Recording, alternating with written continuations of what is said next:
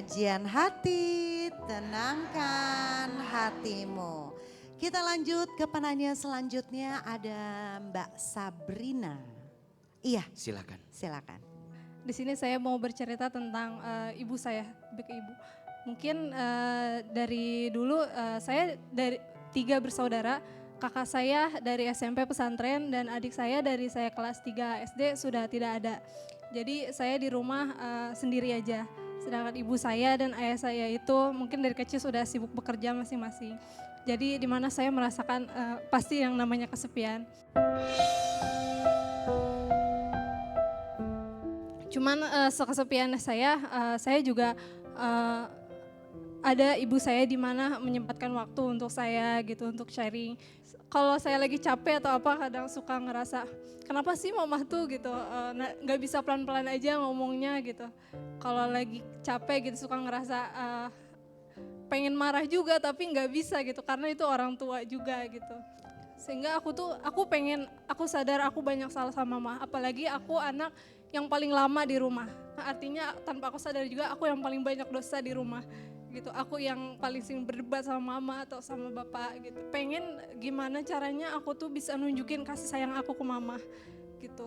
Secara mungkin kalau ke bapak itu orangnya lebih banyak diem gitu ya, cuek gitu. Cuman bapak juga mungkin sayang, cuman cara mengungkapkan kasih sayangnya berbeda. Tapi aku pengen lebih deket gitu ke ibu aku gitu.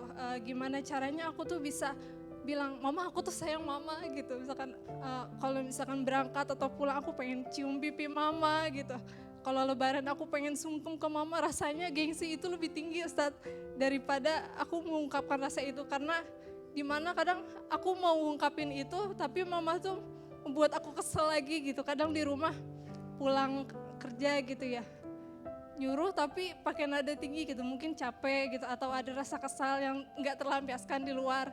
Jadi ke aku gitu kan, makanya dari situ aku makin susah gitu buat mengungkapin kasih sayang ke mama karena rasa kesal aku sampai sekarang tuh kadang masih ada gitu. Bunda, satu, dari sudut pandang seorang anak, kalau orang tuamu memberitahukanmu tentang sesuatu atau minta tolong kepadamu tentang sesuatu atau memberikan nasihat kepadamu tentang sesuatu, pandanglah itu semua sebagai bentuk kasih sayangnya. Jangan merasa begini, bunda dikasih tahu sebagai anak ya, ngerasa mama ngapain sih gak ngerti, jangan. Ketika dimintain tolong, ngapa sih gak sendiri aja, jangan. Itu semua adalah cara orang tua menyayangi kita. Begitu sebaliknya, ketika bunda nyuruh anak, nasehatin anak, bunda juga kacamatanya karena bunda sayang sama anak. Bukan pengen ngerjain anak, bukan pengen nyuruh-nyuruh anak, bukan. Yang kedua, masing-masing orang itu bahasa cintanya beda-beda. Ada yang bahasa cintanya dengan kata-kata, ada loh. Ada yang mudah ngucapin aku sayang sama kamu. Makanya masing-masing anak dan orang tua tuh beda-beda. Nah dari situ kita belajar, Sabrina pelajari, ibu tuh senangnya diapain. Jangan-jangan ibu gak senang Sabrina bilang aku sayang sama mama, gak senang. Ngomong apa sih gak jelas. Jangan-jangan gak senang ngomong begitu. Atau mungkin juga gak senang ibu dikasih waktu berlama-lama karena sibuk kerja. Atau mungkin senangnya diapain. Siapa yang paling tahu? Tanya orang yang paling dekat. Mungkin ayahnya, mungkin suaminya dalam hal ini. Kalau sama ayah nggak deket juga gimana Ustaz? Sama? Sama ayah nggak deket juga, apalagi Jadi sama ayah lebih jauh. ibu deketnya sama siapa jadinya nih? Sabrina cari sama teman kantornya. Cari sama paman, apa berarti kan kakak adeknya mungkin yang tahu perasaan ibu. Mungkin Sabrina gak bisa ngomongin ke ibu langsung. Kadang kita perlu pihak ketiga untuk bilang itu sama orang tua kita. Dan itu gak apa-apa banget. Yang jelas hatinya dulu harus berdamai dulu. Karena yang Ahilman lihat kakak belum damai dengan semua keadaannya gitu. Belum nerima semua apa yang ditakdirkan oleh Allah terhadap hidup ini gitu. Masih ngerasa kenapa Allah kasih orang tua aku yang begini. Nah harusnya nggak begitu.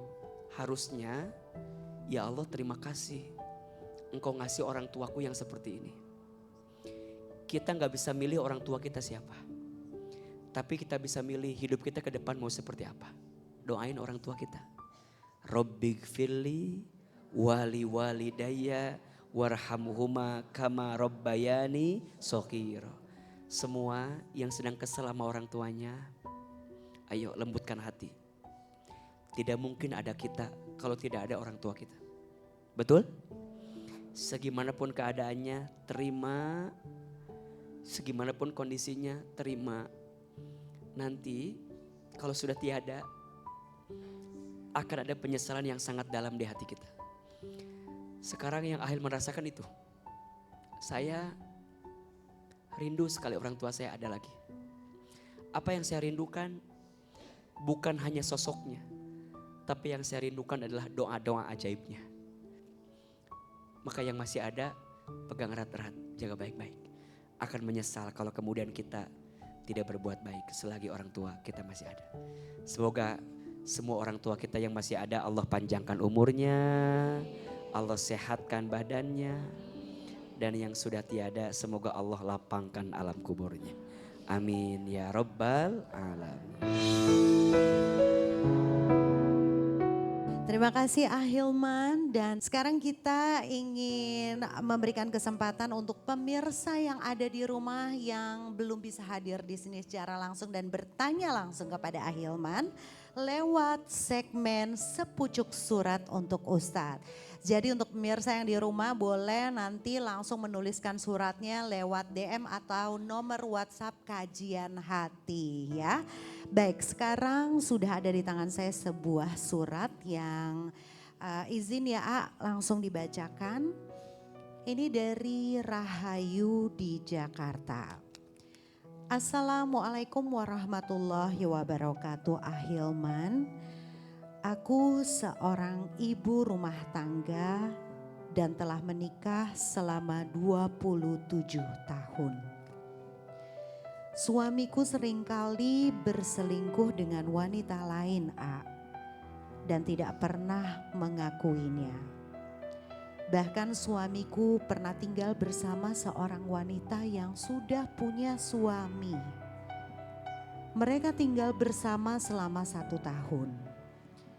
Dan mirisnya wanita itu sudah mempunyai 5 orang anak dari 7 pria yang berbeda.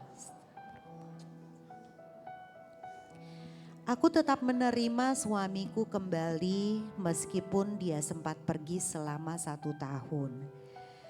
Tapi ternyata tidak ada perubahan dari suami A. Dia tetap suka berselingkuh. Dan sampai saat ini kami belum mempunyai momongan. Ketika aku cek ke dokter, kesehatan rahim dan kesuburanku tidak ada masalah A.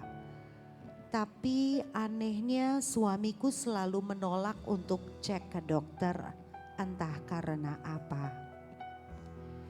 Selain itu A, dari gaji suamiku 4,5 juta, aku hanya diberikan 2 juta dan sisanya untuk selingkuhannya dia. Aku bahkan baru tahu bahwa suamiku meminjam uang kepada bosnya sebanyak 5 juta. Dan aku tidak tahu untuk apa dia gunakan karena aku tidak menerima sepeser pun. Keadaan ini membuatku lelah batin. Apa yang harus aku lakukan A? Bunda, hati-hati dengan dosa zina. Allah Subhanahu wa taala menyampaikan dalam Al-Qur'an wala taqrabuz zina. Betul? Sesungguhnya perbuatan zina itu perbuatan yang keji. Innahu kana fahisa. Sesuatu yang keji. Mendekatinya saja tidak boleh, apalagi melakukannya. Maka disebutkan kenapa ayatnya jangan mendekati. Kenapa enggak langsung jangan berzina? Karena Allah langsung menutup pintunya. Karena kalau pintu ini sudah dibuka, biasanya akan terbuka pintu-pintu berzina yang lainnya. Nauzubillah min dzalik. Bertobat kepada Allah. Sungguh-sungguh bertaubat kepada Allah. Kenapa? Karena ini adalah dosa yang sangat besar. Boleh nggak seorang istri meminta berpisah dengan perbuatan suami yang seperti itu? Boleh. Punya hak. Tapi kalau ada pilihan yang kedua, boleh nggak aku maafin kesalahan suami dan aku ingin memperbaiki ke depan? Boleh juga. Tapi dengan syarat suami benar-benar berubah dan memperbaiki diri. Maka bunda sayang, kita berlindung kepada Allah. Jangan sampai terjerumus pada sesuatu yang mengantarkan perbuatan keji. Satu kali ada seorang yang dia terpesona melihat perempuan cantik di luar sana. Dia cerita sama Nabi, ya Rasul, ada perempuan cantik. Aku senang dengannya, aku tergoda dengannya. Apa kata Nabi? Apakah kamu sudah menikah? Sudah ya Rasul. Kalau sudah menikah, pulanglah ke rumahmu. Niscaya apa yang kamu lihat di perempuan itu ada juga di mana? Di rumahmu, di istrimu. Boleh jadi kita lupa kalau kita punya yang halal, sehingga Allah butakan kita dengan yang haram. Bunda juga sama, belajar ya, saling menjaga ya. Saya tidak mau menyalahkan pada satu hal suaminya saja. Boleh jadi suami juga berbuat seperti itu karena kurangnya terpenuhi kebutuhan dari istrinya. Saling belajar. Bunda harus rajin nanya sama suami. Ayah, kamu lihat aku gimana? Tanya. Bunda teh tanya sama suami dan boleh. Tanya suami senangnya gimana? Senangnya aku pakai baju apa? Maunya gimana? Tanya pun. Karena kalau tidak, khawatir suami malah sibuk mencari ketenangan di luar rumah. Karena rupa di rumahnya ada sumber ketenangan yang paling hakiki. Semoga Allah jaga kita dari perbuatan yang tidak baik di rumah tangga kita. Amin ya rabbal alamin. Amin ya rabbal alamin.